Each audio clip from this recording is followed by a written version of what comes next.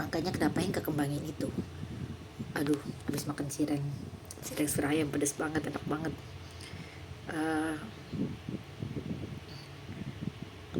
Pada saat kita melakukan setiap pekerjaan, ada dalam hati kita tuh desire yang begitu besar gitu ya. Keberhasilan sebesar apapun, walaupun mungkin rasanya tuh enak, tapi tuh beda waktu ayah ada dalam hadirat Tuhan.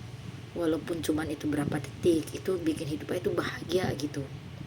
Bahkan waktu ayah tidur tuh nggak pernah tidur. Terus apa tuh, roh ayah itu terus aktif sama Tuhan.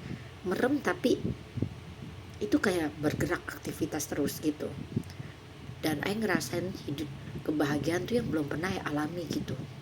Dan itu bisa membuat tuh bukan lagi air mata dan belum pernah ngerasain hidup bahagia tuh seperti ini gitu loh. Yang apa tuh, walaupun secara fisik itu nggak kelihatan, tapi I bahagia banget. Dan I sering kali, dan I cuman bilang, Tuhan makasih karena I boleh ngalamin ke semua yang indah hal ini. Makanya, tapi waktu walaupun I dapat pendapatan besar, tapi itu nggak enak. Power segala, walaupun tetap Tuhan menyertai. Bahkan power yang besar itu, bahkan dalam pekerjaan bahkan di jalan atau apapun, bisa ngerasain dekapan Tuhan, power yang begitu dahsyat banget. Dan bisa air mata tersenggukan di jalan. Tapi beda waktu sendiri sama Tuhan, nyembah, itu beda, air mata yang keluar itu beda gitu. Itu kayak ada sesuatu love yang begitu berlimpah yang terus seperti air tuh, seperti makin terus naik gitu. Sesuatu yang nggak bisa keluar itu tuh keluar gitu. Itu sebabnya kenapa kita itu perlu kita berdua sama Holy Spirit. Waktu kita berdua sama Holy Spirit, itu sesuatu yang tidak bisa keluar.